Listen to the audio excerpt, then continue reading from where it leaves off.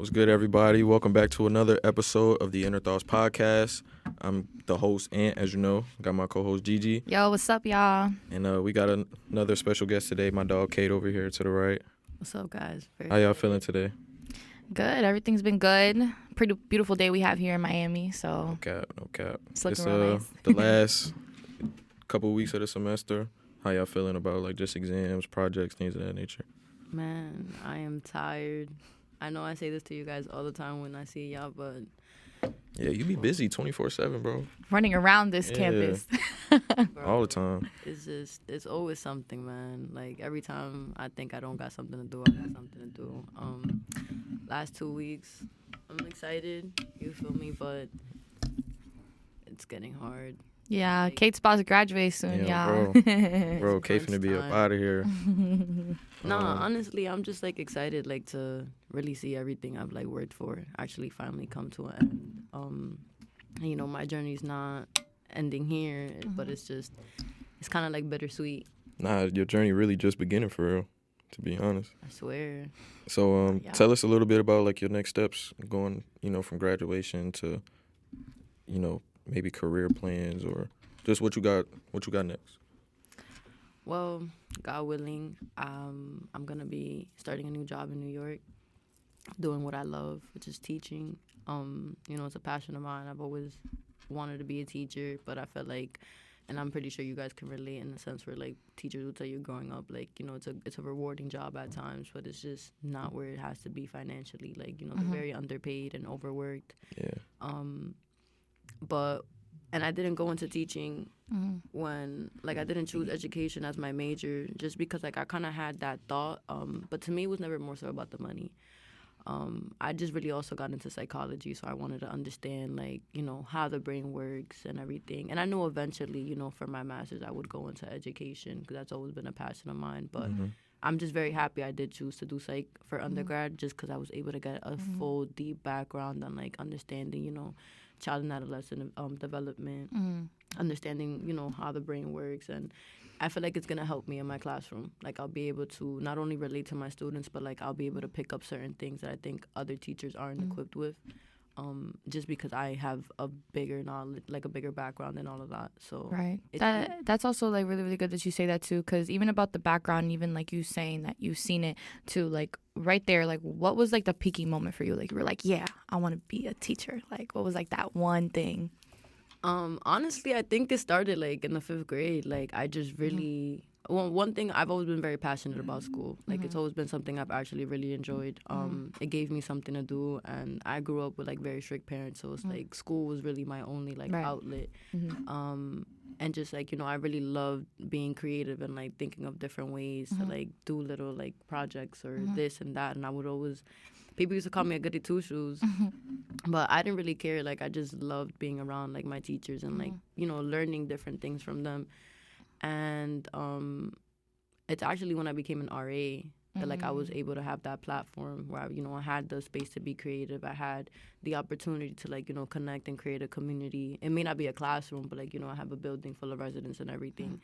And I think just like building that connection with my residents and the department giving me a space to showcase my creativity, like it made me definitely like zero in on deciding like okay, this is definitely what I want to do. I love psych, but I can't see myself as a psych. Like, I could see myself as a therapist, but I feel like my purpose for real is to like sit there and teach, Right. and serve like our community, our generation, like, and in different ways too.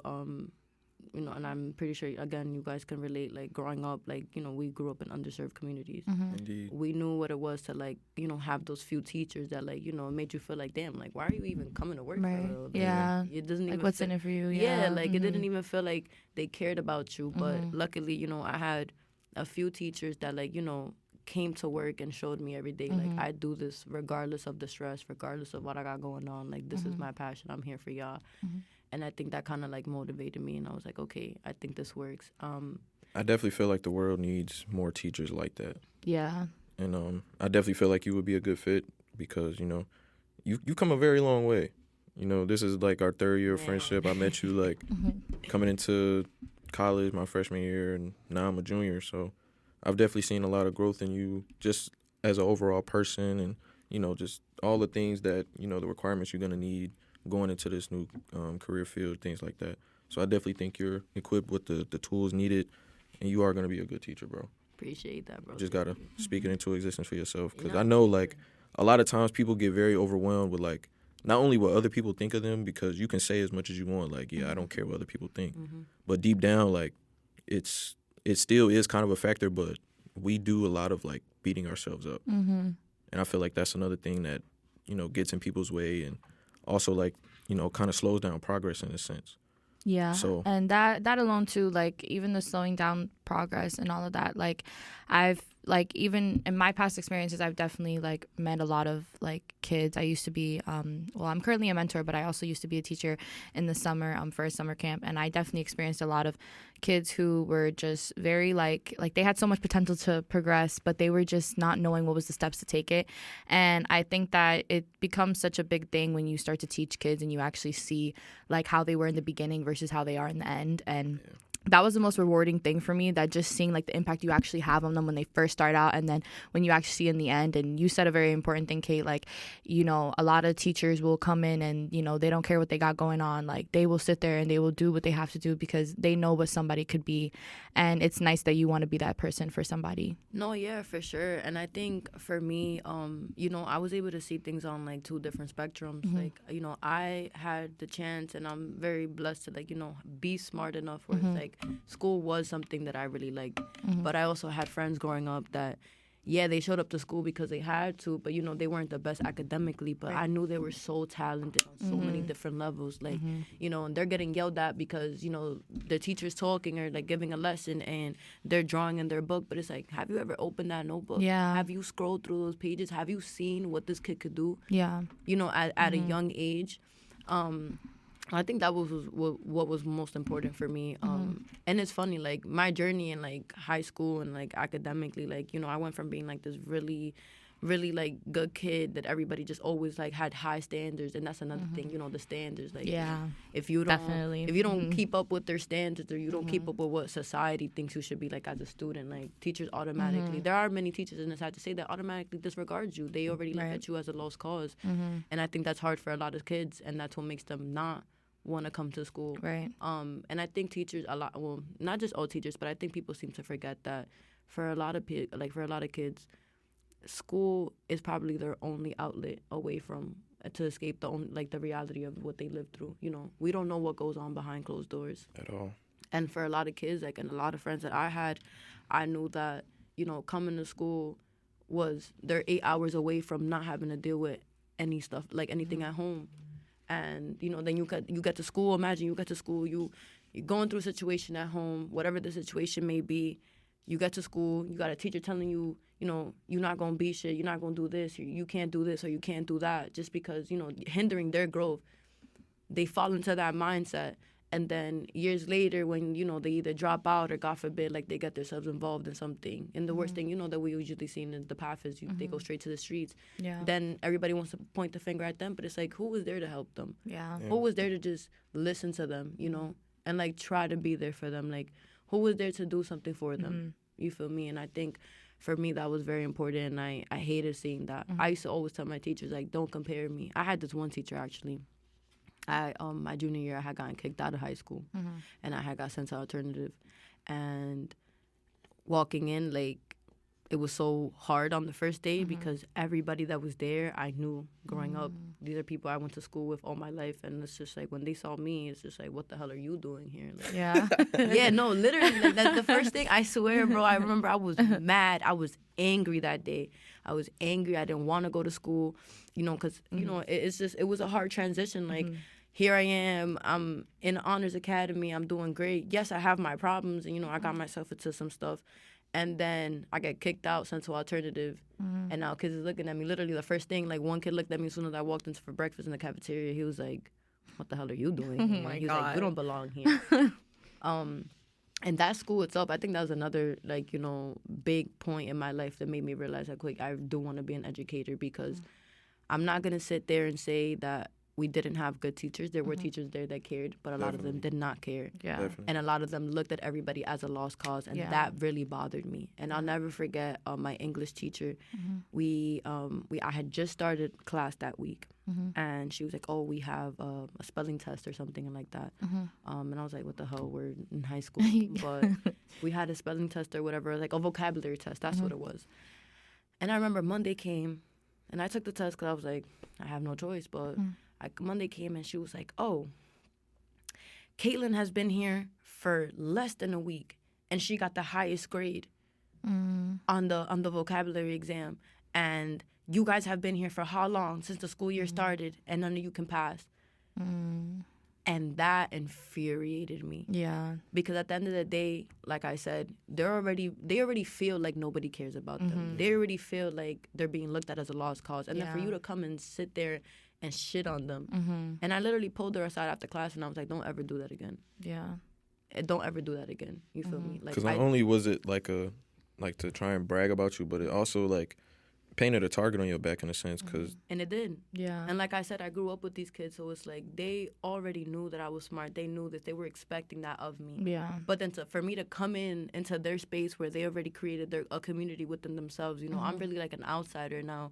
And then here I am, and you got somebody already trying to praise me and like put me over y'all, like make me tower in a position, and that really pissed me off. Yeah. It got me so upset. And if anything, when students hear things like that, that's just going to make them not care even more, because it's like you already have somebody that came in off rip, and then it's like, you know, we've been here for so long. But at the end of the day, people don't look at it in a way where it's like, what about the teacher? Like, the teacher could also do certain things that could help the kids, like actually try and be more invested within like things like that and subjects like that. For you know real. what really, really got me upset about being at the alternative school was just the curriculum. Like, I know they couldn't always realize it, but I saw the way that they looked at these kids.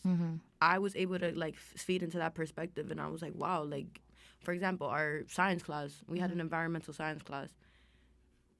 Our assignment was a word search. We're in the 11th grade. Yeah. Like, and it's just and it's funny to laugh about it, and I laugh about it when I think about it now. And like, they had us coloring and stuff, but it's like, wow, you guys really look at us like we're lost. Like, there, you can't, like, who's to say, like, you don't know if the quiet kid that, you know, got suspended because he was late to school too many times and for truancy, you don't know if science is his favorite topic. Yet you're hindering his growth because you're sitting here and you're giving him a third grade word search to do. Yeah. They didn't look at us like, oh, you guys are going to make it out. You guys, nothing. And, like, that was, when I was there, that was, like, I feel like that was my purpose. Was, like, to change their perspective on everybody else. And I had to get, like, I spoke to a lot of my teachers, and, you know, they would always be like, oh, you know, you don't really belong here. And I said, but what makes you think that I don't belong here? And they do. Yeah. Because they have behavioral problems. Have you ever sat there and asked them, like, is everything going, like, is everything good at home? Right. Have you ever sat there and have you even sat there and asked them, have you eaten? Yeah. You're over here making fun of them because they're asking for a second breakfast. You don't know if they got that at home. Yeah, exactly. And they're hungry. You don't know if last night they fell asleep and all they had was water in their stomach. Yeah. So it's like, what is that? I needed, like, for me, I feel like that's what made me, like, really think about what I wanted to do in my future. Like, I needed to get rid of those misconceptions. And, you know, I can't sit there and say I could erase every bias that people have, but I feel like the way I look at it is, like, when I'm in a classroom, if I'm in a classroom with 25 kids, if I go home and I know that I made an impact on at least 2 of them, Yeah.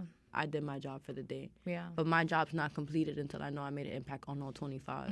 Indeed. Right. And, like, for me, it's important to, like, you know, let my students know, like, you know, maybe, yeah, you may be smarter than her or she may be smarter than you, but what talents do you have? Yeah. Do you like to write? Do you like to draw? Do you like to there was this kid named Carlos, actually, in the alternative school. When I tell you guys, he used to quiet as a mouse, didn't really speak to nobody, but he would pick up a dry erase board and he would draw on that board life-size portraits of people. And it's just like, look at that talent. Yeah. But yeah, you're gonna sit there, and because he got a 45 on his exam, he's not he's not worth helping. Like, that's what bothered me. Yeah. And just seeing our generation too. Yeah. And I'm glad you said that because we are lost. Yeah, we are very lost. Yeah. And I don't want to sit and blame like the teachers or the curriculum, because, you know, some of the blame does deserve to be put onto them. But at the same time, like, you know, we've sat on, you know, podcasts before, and we have peers around us that push the idea of, being independent, being an individual. Like, you can't blame your circumstances 100% of the time because of your lack in the area. Of course. And I feel like it all starts with the individual sometimes. Like, you got to want it for yourself, really. Mm-hmm. And it does, but I think that, and I'm going to give you this perspective now. And I agree with you 1,000%. I definitely do think at the end of the day, it's still up to you. You want to make a change in your life. But imagine if all you're being told is you're not going to be anything. You're going to believe that. Especially, like, when the brain is developing, especially, like, the adolescent years, which is the most important developmental stage besides, like, infant stage, is definitely from the ages of 8 to 17, because your brain is forming, you're understanding, you're able to understand right from wrong, you're able to direct yourself in certain things, what you should be doing, what you shouldn't be doing, but if you don't have I feel like a strong support system, either at home or at a school, or you have a basketball coach or somebody there to like really guide you, and especially for kids, and that's where I think the misconception comes. They're still children at the end of the day. We were kids at one point, and we needed that guidance from somebody. Once you're older, it's up to you for sure to like figure out your own path. But if you don't have that established like guidance in the beginning, how can you expect them to excel in the future? Yeah, you need somebody there. Yeah. And it's not that you need somebody to hold your hand and walk you through the steps. It's just support is important. Yeah, sometimes you need somebody on your shoulders to just be like, you're doing a good job, bro. Right. Even if you feel like you're not doing a good job, you're doing a good job, bro. And like, what can they help you with? And I think, even coming into college, like, seeing that and just, like, seeing how you can tell how certain people, like, really work hard because they had no choice to. Yeah. Like, they had no choice, or they work hard because they want to make something of themselves. And, luckily there are those people that have been in those positions where people have told them they're not going to be anything, and they decide for themselves, like, nah, I am going to be something. Right. But I think we forget about the people that don't have somebody like that, and then we're very quick to judge and say, "Oh, he's not gonna be on nothing. Like he's gonna turn out to be like this." Like even in Hispanic households, for example, like at a very young age, you act out, you do one thing, it's oh yeah, watch when he grows up, he's not gonna be nothing. The troubled one. Yeah, like, he's the trouble. It's the labels, the labeling from the young age, and then you really believe that as a kid. You fit into that like persona as you get older. So it's like, I don't know, man. I just think we have to do better as a society, and I think it starts with us. We can't keep sitting here and blaming the older generation anymore. Yeah. Like, we're the new generation. We are the future of anything, if you really want to put it like that. So it's like, we have to, like, try. Yeah. But all we want to do is just sit there and judge, and then we want to become reactive when we see things. And it's just like, we're antagonizing this. We're, and I say this because, I have younger siblings, my fault. And, like, I have cousins and everything, and I know y'all could relate in the sense where it's like, look at these streamers, man. Yeah. They are eating them. Like, they're eating their brains, bro. Literally eating their brains. Yeah. Social media is eating their brains. The pandemic, put us back so bad. The pandemic too, like even socially for a lot of kids, like you could just tell like that them staying in home for all those months like really did get to them. Like I could even talk like on even like my own family. Like I noticed a lot of people like after the pandemic was over, like no one was really the same. Like everyone changed, even being in crowds and like talking to people socially, like you being inside for that whole entire time and not really like having a conversation with anybody, even for people who lived by themselves, like all of that whole situation was rough. That's a major thing. Because I got siblings too, and like, I'd be on the game all the time with my friends and stuff like that. So I didn't really feel like a social impact from a standpoint, but I definitely did in a sense where I don't like being around like a lot of people at one time. Like that social, I don't know if it's necessarily anxiety, but it's like that social like gathering. I'm not really a fan of all that no more. And, luckily we had the chance where it's like we were able to be kids. We had that opportunity to be kids. Yeah. We had that opportunity to be kids. We were able to go through that. I remember my little cousin, she had started kindergarten when the pandemic started. So and I know that was tough. And, those are important. Like, I feel like those grades, those years, kindergarten, first grade, second grade, third grade, elementary school is important. Like, for you to build that friendship and, like, figure out who you are as a kid, and then you transition into, middle school and everything. And we had that, but they didn't. So it's like, imagine having that taken away from you, and then you get sent back to school in the 3rd grade, is now everybody's expecting you to know so much. Everybody's expecting you, like, you don't know how to talk to different kids. Right. You can't establish a friend group because it's like, we haven't seen each other since kindergarten. Yeah. So it's like, how do we go about, like, you know, Yeah. just, it's hard for them. And I understand that that's why a lot of kids, you know, feel the way that they feel, have a lot of social anxiety. You can see that. A lot of kids are just diving into these phones and these tablets, and, you know, the media, you know, is eating their brain, literally eating their brain. Like, it's sad, and it's just because they didn't have nobody there to, like, tell them, like, oh, no, you shouldn't be watching that, or no, you can't be doing that. But it's like, this is all they had. And they think it's normal. The media was the only source of entertainment we had during the pandemic. We can't go outside. Yeah. We can't go and play in the park the way we used to after school or something like that. You couldn't do that. So it's like, now we're sitting here, and, like, you know, I even sometimes when I'm, like, scrolling through TikTok or Instagram and I see little kids, like, posting stuff, I'll be like, where are your parents? Yeah. Yeah. Yeah. And then, like, another thing, like, just doing school, like, at a young age like that, like, you're, you know, 6, 7, 8, 9 years old,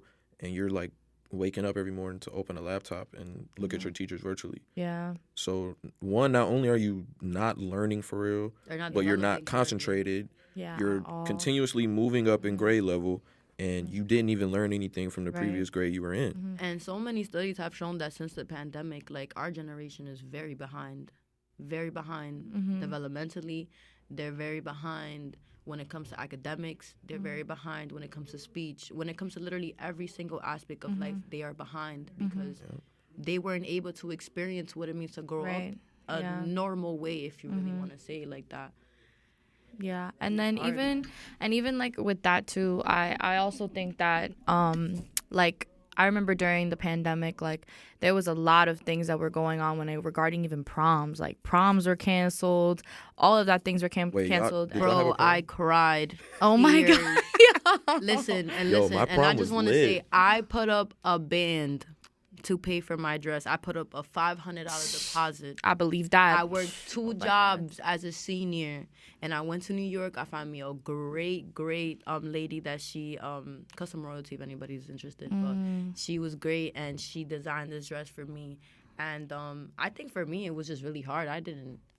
Did you guys get to graduate? Like, you guys had a graduation? Yeah. I didn't get any of that. And I feel like for me it was hard because I worked my tail off so much to get to that point of graduating high school, and, you know, being able to, like, share that last year with my those friends. core memories. Man, and let me tell you something. Where I went to school, everybody used to beef, but that year we all came together. Like, it literally felt like for once everything is falling into place. Yeah. You know, we had summer houses booked in Wildwood we had Wildwood houses booked. Dresses already getting made, you know, plans are getting everything, and then just holding on to that hope. And me personally, I held on to the hope, but once I started seeing the news and I saw how worse it was getting, I was like, man, they're gonna take everything away from us. And that's why I feel like graduating college, and shout out to the class of 2024, man. Indeed. I think that for us it's a different type of, like, fulfillment, because we didn't get the opportunity to graduate high school how everybody else did. Right. And, you know, college is very different, and that's why I'm saying, like, if you make it this far, I really give it to you. Colleges, and we all know hats off to y'all. Man, for real. It is a mental warfare. Literally, people think that you know, you come here. No, it's a mental warfare. You gotta think about you're away from your family, you're away from your people. These are the hardest years. You got to sit there as an adult and have to socialize again. You know, and especially coming into a pandemic. I started school during the pandemic. I became a freshman here at Barry, and I had no friends. I didn't go out my room. I remember the first day of sophomore year, I walked outside my room. I got to the library, and I seen how many people were there, like in front of Thompson. I walked right back. I couldn't do it because I was so socially anxious. Like, I was so socially anxious of, wow, like, this is real. Like, now I'm back on campus, because I didn't have that normal transition. It's like, okay, I'm a senior, and then I go and first day of freshman year, I see everybody. No, I didn't have that. There was nobody. In my building, I think it was only about, like, 15 people that lived there max. That's crazy. And we had a building, and this is where I was already at Brown my freshman year. Like, we had a building, like, we could house up to, like, almost 80 residents, and it's 15 people that lived there. That's insane. And that's crazy because our freshman year was Freshman year popping. was lit. What? And it all makes sense because it's like everyone came together. First day, first week, the events were crazy. O Team wild out. Shout out to O Team that year. I was in OT. Yeah, like what? We had some crazy things. We had like trampolines, all that. And it was packed. And it made sense because it was like every grade, seniors, juniors, like sophomores, all of us, like we were all outside. And it's crazy because a lot of people did say that everything was virtually like with Barry, but you also had like opportunity if you wanted to like be on like stay here Like on the campus hybrid. or like yeah, that was like honestly really, really rough too. And I remember that day, man. It was just hard. I was like, oh, wow, I can't. I walked right back into my room, and I was like, I stayed there. I didn't even go to class. yeah, Because I was like, I can't do it. And then the next day, of course, I woke up, and I was like, all right, you're paying for this. You better go to class. yeah, but it's also very overwhelming. Like I'm not gonna lie, like I think the first thing I went to like after the pandemic, after like everything was like the crowds really started like beaming for real, was the Pride Parade. I went to the Pride Parade. That was like my first. Back in New York, they go crazy over there. Man. So Pride that Parade shit, 2021? yes. Oh, I was there. And that was just, I was so overwhelmed. Like, I remember being in, like, Union Square, and, like, I'm just seeing everyone, and, like, at first I'm like, cool, whatever, but then I actually get in the crowd, and, like, something just happens to me where I'm just like, yo, I gotta move. Like, I felt like I couldn't even, and I told my friend, I was like, nah, I gotta go to the side, and I sat on the steps, and I'm like, yo, like, because it was just so overwhelming to just see that many people, and everyone was outside, because it was, like, the first real thing where it's like, yeah, like, we haven't been with each other for mad long. No mask, no nothing. No mask, nothing. Like, man, I remember being at Union Square and I had to sit down because I was about to pass out because I was getting so anxious like, how much people yes. were there. Mind you, I'm trying to enjoy the fact that I'm like, it's all right. Like, I kept trying to tell myself, like, yo, For society's real. coming back together. Like, the world is going to get normal again. Like, you know, this is just, and I couldn't do it. So it's like, college here, like, it was kind of hard, man. I didn't. Freshman year was, you know, was difficult. I came here with a group of friends, and, you know, everybody knows those friend groups disband very quickly. Yeah. Like, poof. Nothing like how it is now. Nothing at all. Like, the way we started, like, you know, like, senior year, we're all so excited, and we spent the summer together, and then things spun back around, and then it was like, all right, now I'm not cool with none of y'all for real. Yeah. That's just life, though. Yeah, not for a fact. That's And people in college really do think that the way you come in is the way you leave, and that is not true. Yeah, just like high school, man. Yeah, literally. Except in college, I feel like you really do find your forever friends. Like, you build those connections. Like, you know, in high school, it's like, yeah, you're friends with all these people, but you'll probably end up walking away in high school with one true friend. And I did, you feel me? And if they last, like, that's, like, word, yeah. Yeah, and I'm grateful, you feel me? I met my best friend my freshman year in high school. We're still friends to this day, like, and that is my girl. But then here, like, I think that was another thing that was really hard for me. It was just navigating, like, all right, who do I talk to now? Yeah. I have no friends. I didn't build any connections freshman year because we didn't have the space to do that, you know? So it's like, once I met my friend group and, like, you know, I met Ann and I met Gabi and I met everybody, it was like, okay, like, it didn't feel, like, it kind of started to feel like college. Yeah. Like, it felt like it was that. And I think a lot of us, too, in this friend group, like, I think we clicked well just because we were able to relate to each other, even though we're coming from totally different parts. But like, we're able, literally all over the world, but like, we were able to relate to each other, and like, you know, I established that sisterhood with them, and like, I know that I'm probably like the most distant friend, and I could admit that, but that's because like, I know the type of person I am. Like you said, I'm the type of person who's like, I don't really like to be around people for real, like even around my own friends, and it's nothing against y'all. It's just like sometimes I just really need to be by myself. But I'm grateful that everybody's understanding of that. You know, I'm grateful that everybody's understanding of that. Right. And another thing is too is like what I appreciate about us and as a friend group, and even with the school, is like, we didn't feel the need to, like, want to be known here. Yeah. You know, we didn't feel the need to, like, feel established or anything. We were just us. And I think a lot of people, you know, couldn't handle that, but I think a lot of people also, like, appreciated that about ourselves. Cause me, personally, I love the school. You know, I work hard for them, but the community itself, like, it's not a bad one, but I just feel like it could be better. It's a lot of picking and choosing. Yeah. Like, definitely. And excuse my language, but I feel like if you're not a D writer here, like, like, I've said it. If you're not, listen, if you're not a D writer here, oh you're my not God, gonna nah. be liked. But that's the thing, though. I'm my own person, and I think when you come to college and you find a group of people that are also their own person, but y'all able to come to really together. click on that level. Yeah. It makes the friendship so much more genuine. Yeah, for Yeah. a fact. And it's like we've all gone through a lot together. You know, Yeah. we've experienced a lot of personal experiences together. Like we've seen each other like at our highest, we've seen each other at our lowest. Yeah. You know, we celebrate all of our wins, whether they're Yeah. good or bad. Right. Like, and I feel like that was the important part about college. And I think that's what really made me stick. Because I'm Yeah. gonna be so honest with y'all. I was not gonna keep doing this. Yeah. Like it got to a point in my life where I had a lot going on personally, freshman year to sophomore year, that I was like, man, I don't know if I want to do this. Yeah. Like, and you know this because when you met me, I wasn't even going to class. Like, it's so funny when people sit there and look at me and they're like, oh, you're the face of Barry. No, don't jack that. Please don't jack that. Bro, But like when people sit there and like try to tell me things, it's just like, you don't understand. This shit is a mental warfare. I had Yeah. to work Yeah. to get there. And you saw yourself as two completely different people, like all the time. Like, yeah. And I think a big thing that made a difference was my friend group. Right. You feel me? I think once we all started to realize like we all want to do better in life, we all want to see each other win. Yeah. It just became an easier way for us to motivate each other. And I feel like seeing everybody do what they had to do and everybody getting on top of this stuff. Like there was a point where we all like even distanced each other for a little bit just because we were like, nah, we got to get on it. yeah. Yeah. You feel me? Yeah, We I gotta remember get that. And it was good. And, you know, and that's the great part. Nobody was mad about it. It wasn't no weird beef. It wasn't nothing. We just all understood that we're trying to make it out. You feel me? We want better for ourselves. We got families that we got to take care of. We got we want better for ourselves. You know, we got people that you know we're really like trying to make shit happen for. So it's like Yeah. And not even just about like taking care of your family, bro. Because it's like, let me rephrase. We trying to build a future for ourselves. Yeah. mm-hmm. And And our that- own stability. Yeah, literally. And we see the reality of what life is right now. So it's like we knew that we had to actually work there to get there. We can't just BS every day. Yeah. And But you know, sophomore year was lit. I ain't gonna lie. my sophomore year. No, my sophomore year, last year. Last year. Oh nah, yeah, we was outside. Yeah. Last we had a year, time. last year was lit. Last year was dumb fun. I feel, and that was like the first time where actually I came into the like friend group and everything, and I feel like everything, like me seeing how everyone was, like it was actually the first time where I could really say that I felt like an overwhelming like.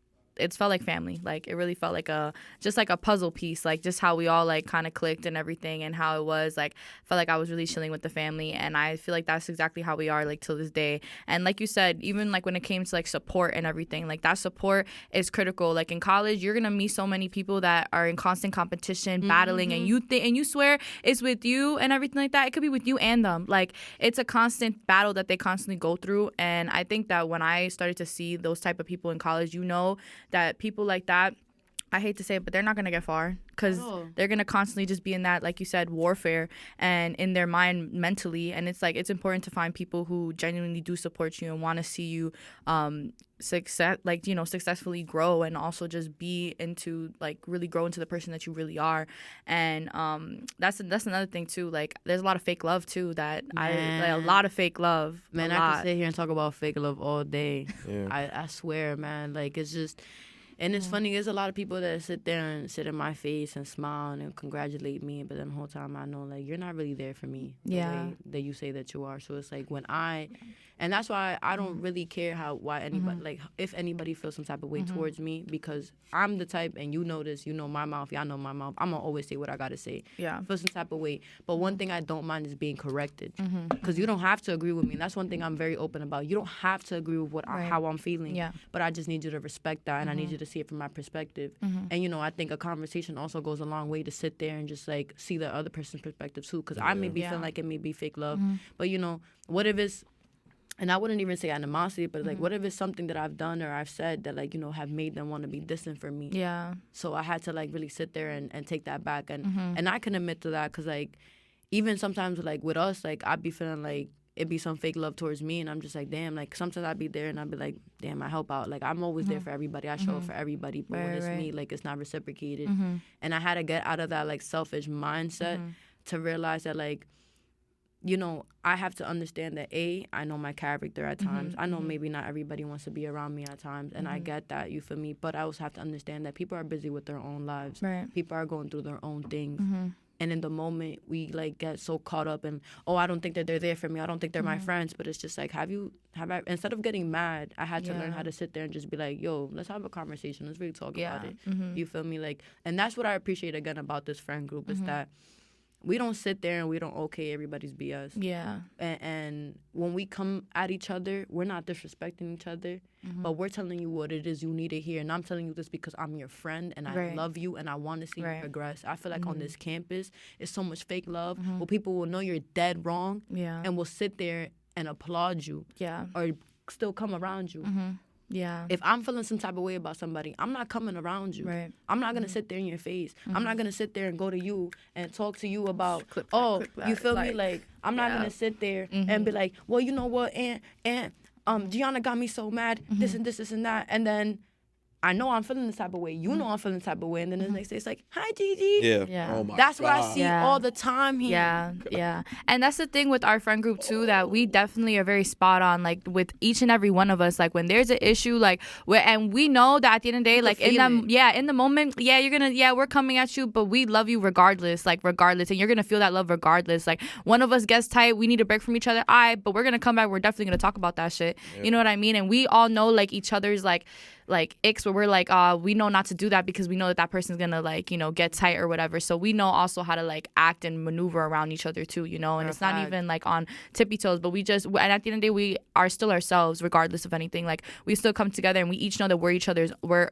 like our own person, And I think that's one thing that, a lot of, like, people that I've met here, like, they lack, and it's true. Like, even when it comes to the applauding when, you're messing up, like, I encountered a lot of people that, they are used to being around individuals like that. So then when you come around, it's their like ego, man. Yeah. And it's just like when you don't feed into it, they're looking at you like, yeah, you're weird. No, yeah. Like, I'm being like, what? I'm being real as fuck right now. I'm trying to tell you some shit. Like what? I'm genuinely trying to sit there and tell you, like, yo, bro, you're dead ass wrong. Yeah. Like, I've sat there and, like, I'm not putting our friend business out there because, like I said, we're a family. You feel me? We deal with everything behind the scenes. Right, and I think that's another problem this school got. Y'all put all y'all business out there, and then y'all get mad when people talk about y'all, but y'all not realizing that you putting A, B, and C on Snapchat, Instagram. Yeah. And you going and you telling the biggest mouth on campus Like this is what? going on, and then you mad at the world that everybody knows about your business. We keep it in the family. You feel me? So word. it's like, but there's. But hold on, let's break that down for a minute. Like, why do people do that? Like, what's the like the expression, Because they're weird. And that clout keeps them going. They want that. Man. Yo, yeah. feeding off of it. Oh my God. Yo, like run into social media to talk about something that the next person absolutely knows nothing about, and you're accomplishing what?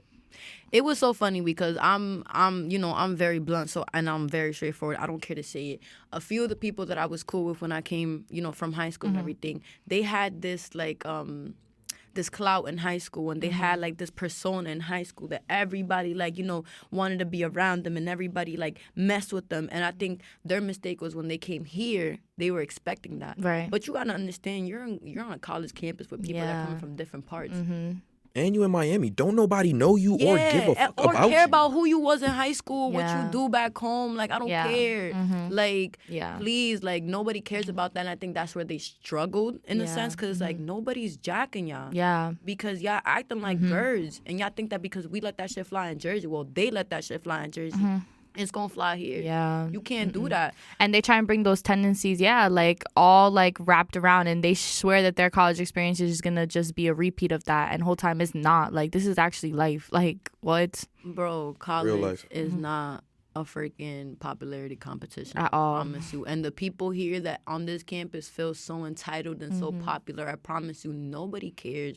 And that's why for me, I didn't really care to be liked, because at the end of the day, when I graduated in 4 years, I used to tell myself that sophomore year, when I graduated in 3 years, a year from that, after my graduation, post-graduation, I'm not going to remember who you were. Yeah. I'm not going to care about what you got going on, because that's not what, I didn't come to school here to compete with nobody. I didn't come here for a popularity contest. I came here to set a goal for myself and achieve that and make connections so I could get ahead in life, because I knew I didn't want to be in the position that I was before, and I knew I didn't want to go back to what I grew up to. And I think that's a lot of people's problems here. And another thing is that comparison. People lack originality here. Oh man. My God. People say lack it again. Listen, I don't care if you feel some type of way, you feel like I'm talking towards you, hit me. But people lack originality here, and it's just like, why would you come here and try to perceive yourself as something you're not? Yeah. Like, you're not B. Dot. No, you're not. You're Brandon. Like, get out of here. Like, and I don't know no Brandon personally, so I'm just saying, I'm just making things up on the spot. But it's just like, I've seen that, and I'm speaking on that because it's like, I've seen situations and we've seen it. And I think people don't like us because we don't act like that. And we'll sit there and we'll really laugh at you. Like, we are the type of people where we will laugh at you, man. Like, and we have a lot of humbleness, too. And I think that that's a lot of things that a lot of people we encounter lack, and which is why we just don't get along at the end of the day. We don't. Because it's like the humbleness that comes from us, and I feel like that's also what shapes, like, our friend group every day, honestly, is that not only do we have that, but we bring that to the table all the time, like, regardless of any situation. Like, and we never, like, make our, like, wins like try to be like higher than our friends, you know. We make it like we're on the same level and we're trying to like continue to be at that level, and wins is all we got from and like we here. Celebrate everything. Word. Small or like big or small, we celebrate everything. And it's never like I've never felt like, you know, when we've gone to like events to support each other or something like that, she's trying to be better than me, or she's getting this. Like, I've never sat there and I've never felt jealous. And I think that's a big problem on this campus too, is a lot of jealousy. People will sit there in your face and like will dap you up, but then will talk shit about you because you got this or you got that. And it's just like, why are you mad at me? If anything, you should be coming to me. I could put you on game. Like, I could really help you steer the way, you feel me? Like, even with my friends, like, and y'all know how I am, like, I'm very humble in the sense where it's like, if I'm doing something, I'm already thinking of, okay, how can I put my friends in this position too? I want to see them win, because I know if it was the other way around, we're doing the same thing. So it's like, any opportunity I had that I could plug y'all into something, like, I'd be like, all right, look, you should reach out, do this, like, go work for this person. Like, I got you. I'll put in the work for you. Like, I got you, you know?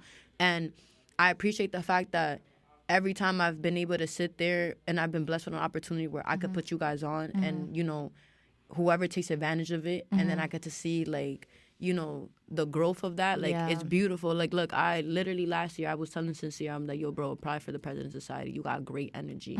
You feel me? Like, you got great energy. Apply for O Team. Like, I'll put in a word for you. You feel me? But you got to show them who you are. Right. My word only goes so long. And then fast forward a year later, look at the person that he is on campus. Like, look at how involved he is. And he just told me the other day, he's like, you know, thank you for, like, putting me on. And she's like, you don't got to thank me, bro. Because it's like, if I'm winning, you're winning too. It's like, I can't sit there. I don't ever like to sit there and feel like, okay, I'm going to achieve all of this just so my friends could be like, oh, my God, Kate, congratulations. No.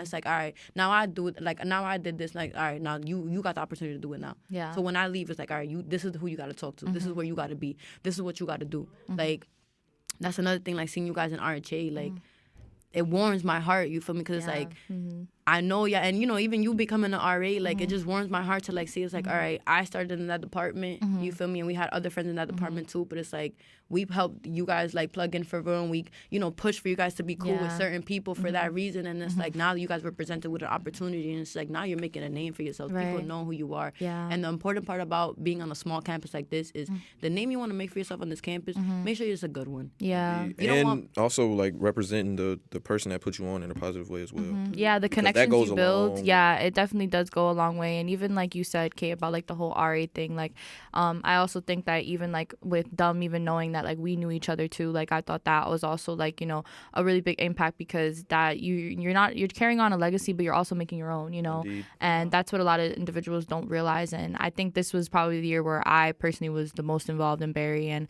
it definitely got me a long way. And my freshman year, like I never thought I was gonna be like this, you know. High school, I was very much involved in everything, and then like you come here in college and you really start to see that this is all you, like you really just got to do it for yourself. And like even with you, Kate, like you have a lot of different positions that you have like on campus, and you even like building like towards that, and like everyone sees like what you definitely have left behind, but what you want to continue to know that what you left behind too, especially the people that you want like insert in those positions too, you know. It's just, I want to, like I said, bro, I want to see all my people win. Like, I've been blessed with the opportunity to have my sister here. So it's like, shout out to Jaylene, yo. Shout out to Brimsta. But like, you know, we have a very complicated sister relationship, but I think that's every sibling, you know, right? Yeah, can relate. But it's just like, it's all love. Yeah, as soon as she got here, I told her, I was like, I'm gonna do everything in my power to put you in every position that I've been in.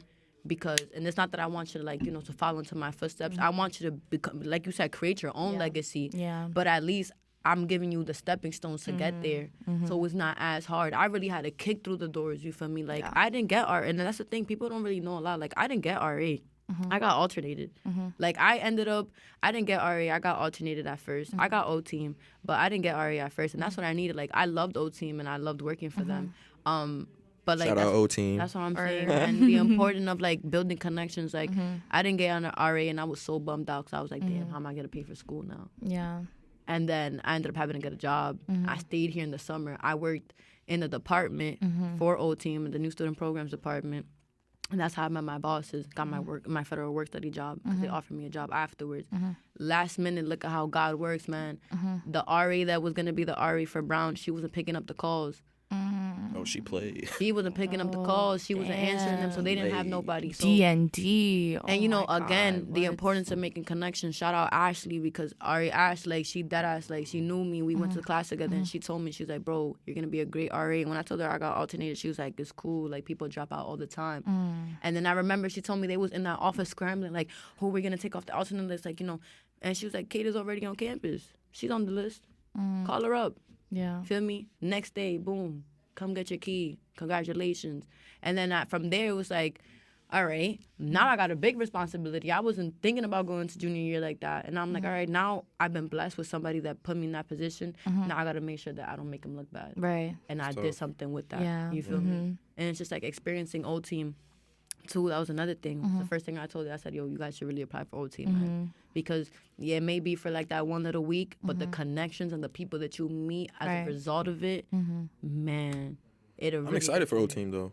You're going to do great, Yeah, man. I'm excited. so excited. I'm excited. I'm so excited. And That's I'm going to be excited. so fun. Like, listen, I'm so excited, and like, I know I'm gonna be far away, but it's like, yo, all y'all gotta do is call me, man. Yeah, phone call. You need help with your boards, man. Yeah, my RA. Kait, what am I gonna do this month? Give me a call, man. Like, that's what I'm saying, bro. And that's another thing too. Is like, you have the opportunity to also meet other people out of your friend group, people that you. I'm friends with people on this campus that I personally never thought I would ever be cool with. Right. Yeah. But that's the beauty of like working towards something and like seeing other people too motivated. That's what I love, man. Yeah. I love when I see my residents accomplishing things, and like, you know, a few of my residents became RAs this year, and I was so ecstatic. Like, I love seeing how the O team members, like every single person that's on there, they got a purpose. They came here and they're working towards something. They trying to make a name for themselves, and in a good way.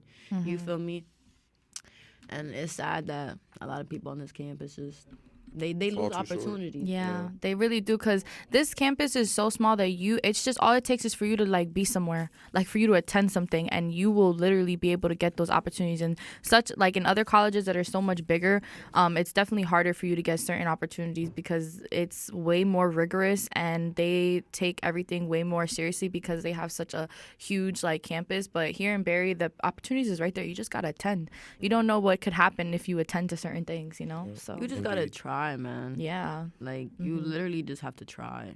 Like, it's nothing for... And that's another thing, too. Like, open your mouth and ask questions. People will sit there and help you. Closed mouths don't get fed. Come on now. And an important part about it is, A, being humble, and 2, being genuine. When people see that in you, Right. like... It's look, and I'm the type of person where it's like I don't really like getting praised. I know it's funny because I do so much where it's like I know I'm gonna be put in a position to be praised, but I don't like being praised. To me it's something. It's just always been an ick of mine. Just being that center of attention. Yeah, I don't like being the center of attention. Yeah. But I really appreciate when, you know, I'm sitting there with like a supervisor or like, you know, a donor or somebody comes to me in an event and like, wow, like I heard about all the great things you're doing. Like that's wonderful. It's just like, all right. That's what keeps me going. It's like you're recognizing that.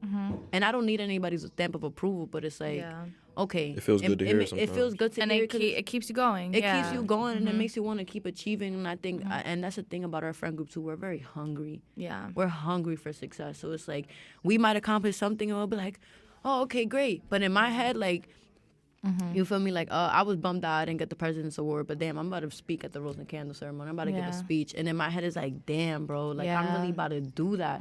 And now in my head, it's like, all right, now what can I do? Like, what can I do now? Like, I'm thinking about my classroom right now. I haven't even gotten there. I don't even know what I'm going to teach. I don't know what grade I'm going to teach, what I'm going to teach. But in my head, it's like, all right, what can I do now to start preparing for myself, for my kids? So when I start in September, like, I'm already putting them on a path to success. Yeah. Indeed. Like, that's the important part, man. And this gonna probably be my last question. We're gonna wrap it up. I feel like it's been a good episode. What advice would you give to someone, you know, transitioning from home to college or just, you know, someone trying to figure out their way? What's some advice you can give them? That's a good question. Honestly, man, I think everybody knows what they want to do in this life at one point or another. I think the hardest part about college is finding your purpose. Yeah. But I think once you lock that down and you see what it is that really makes you want to get up every day and work towards that goal that you have, either it be short term or long term, like, you got to have that hunger in you, man. That's my advice. You know, work hard for what you want. Nothing comes easy. You feel me? Like, you got to really work hard for what you want and find what you love to do. That's another thing, your passion, man. Don't let, and I tell this to everybody, don't let your friends, your family, nobody, if you decide that you want to be a writer and you want to travel the world and write, do that. It's a short life that we live. And do you want to sit there on your... This is what I tell everybody, man. When I get to that point in life where I'm sitting on there and I'm about to take my last breath, and they say that when you take your last breath, literally your life flashes right before you. I want to be able to take that last breath and be like, damn, it wasn't an easy life, but I lived a good one. Because I made it something. Not somebody else did it for me. Not I felt pressure to do it. I did what I wanted to do to make me happy. And I lived this life and I fulfilled that life. So do what you want to do, man. Do what makes you happy. Find a way. And it's not easy. You know, and that's another thing. Don't compare yourself with nobody. Just because person A and person B start at the same time, but, you know, person A got there before you, it don't mean your time. Bro, listen, God has a plan for you, and I don't mean to push religion, but I swear I'm very, you know, I'm religious. God has a plan for you, man. Jeremiah 29:11, don't forget it. The plan that he has for you, do not rush your growth. Because there's a lot of people that will get there. They'll be digging and think, oh, damn, I didn't find a diamond tomorrow, a diamond today, and you've been digging for diamonds for 300 days. But who's to say that tomorrow you don't come and the first thing you hit is a diamond, bro? Yeah. At 302nd day. Come on. Nah, Like, you really got to sit there and work for what you got, and you have to, one, come humbly. Accept the good and the bad, man. You got to be appreciative of the good and the bad. Accept everything, every single step of your journey. Accept it when you're at your lowest. Be grateful for it, because that's really what's going to shape you when you're at your highest. And it shows you how to handle failure. Come on now. And it's okay to fail in life, man. You're not always going to get it on the first try. You're not always going to get it on the second try. But fuck it. If it means you got to take 10 tries to get there, do it. Because you don't know if that 10 time, like my friend the other day, she was telling me, I don't know what to do. Like, I've been interviewing. Like, everybody's denying me. I said, keep trying, because you don't know if the last person that you go and you, like, give your resume to, they call you back and they tell you, I think you're great. Yeah. Boom, job. Now you have a position to go. It's just like, you got to work to what you want, man. Yeah. And if you're very, if you're not open-minded enough to really sit there and realize that everything is a process and you cannot trust that process, you can't expect yourself to succeed in life. You got to sit there and trust everything and just trust yourself, especially. You feel me? Trust yourself and trust that you can do it. Like, every day I wake up and I be like, damn, I don't really want to get up today. I don't really want to do this. Nah, yeah. Or I'll be like super overwhelmed because I have 1,001 things to do, and I just be telling myself, like, yo, remember, one day at a time, man. Take everything one day at a time. Yeah. And just be you.